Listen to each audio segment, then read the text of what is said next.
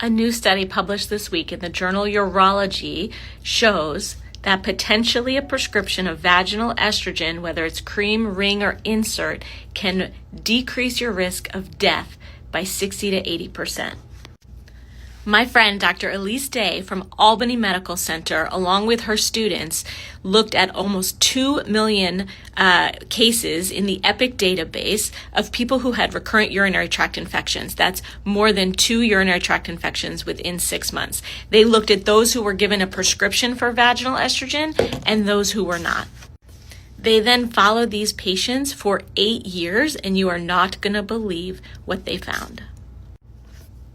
Hospital admissions. The red bar is if you were admitted to the hospital and you were not given a prescription of vaginal estrogen with your recurrent UTIs. And the blue bar is those who were given a prescription of vaginal estrogen. So you can see that at every age group, 20 up to 99 years old, if you were given a prescription for vaginal estrogen, your risk of hospital admissions was greatly reduced.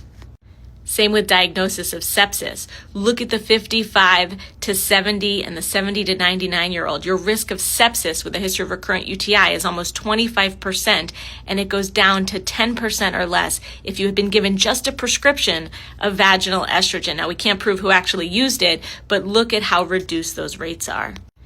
Now, the real kicker here is death. Look at the death rates at 40 to 54, 55 to 69, and 70 to 99. If you had recurrent urinary tract infections, you had a significant risk of death, up to almost 10% in the 70 to 99-year-olds, and that reduces to below 4% if you had been given a prescription of vaginal estrogen.